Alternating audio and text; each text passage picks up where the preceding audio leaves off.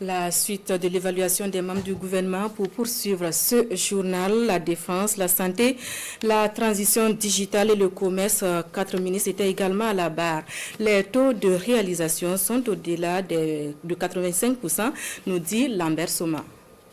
Au ministère de la Défense, le taux de réalisation des contrats d'objectifs est fixé à 89% et le taux d'occupation et de reconquête du territoire est d'à peu près 71%. C'est l'information principale qui ressort de cette évaluation. Même si les groupes armés sont affaiblis, les efforts doivent se poursuivre. La guerre n'est pas finie, la situation n'est pas encore pliée, même si les groupes terroristes sont affaiblis sur tous les plans, sur le plan logistique, sur le plan même psychologique, ils sont atteints, mais nous ne sommes pas encore au bout du tunnel. Nous en sommes très conscients et nous allons continuer à travailler de sorte à renforcer les capacités opérationnelles des forces armées nationales.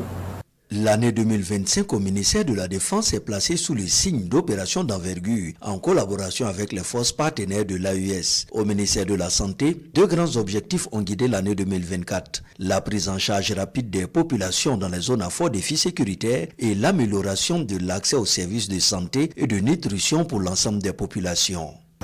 Et au décours de cette évaluation, nous sommes rendus à une performance de 89,82%, c'est un peu plus de 178 000 enfants malnutris qui ont été pris en charge au niveau des zones à fort défi sécuritaire et au niveau des personnes déplacées internes.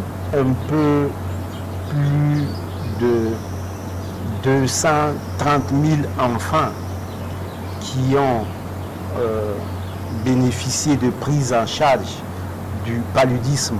C'est un peu plus de 8 millions de prestations gratuites qui ont été offertes aux enfants de moins de 5 ans. À la transition digitale, plusieurs acquis ont été engrangés en 2024 sur les plans juridiques, infrastructurels et des postes. D'où l'atteinte d'un taux de réalisation de 90,4% des objectifs. L'ambition du gouvernement, c'est de faire en sorte que tous les Burkinabés puissent accéder aux services de communication électronique et pouvoir en tirer profit.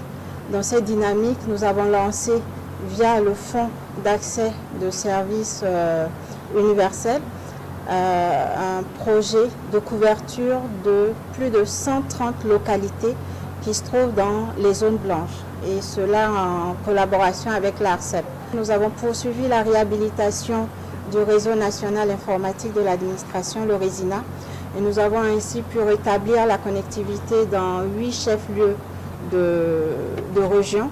Au ministère du Commerce, 36 activités sur 38 ont été menées, ce qui a permis l'ouverture de nouvelles unités, la réhabilitation d'anciennes et la réalisation d'infrastructures de soutien au secteur industriel. Toutes choses qui permettent d'atteindre un taux de réalisation de 96,09%. Le contrôle des prix des produits de grande consommation va s'accélérer en 2025. Aujourd'hui, nous ne sommes plus dans une phase où nous allons tomber sur des situations contraires à la réglementation et procéder tout simplement à des sanctions sous forme d'amende. En plus des sanctions sous forme d'amende, nous confisquons les produits, nous procédons à leur vente aux enchères et nous reversons les ressources au FSB.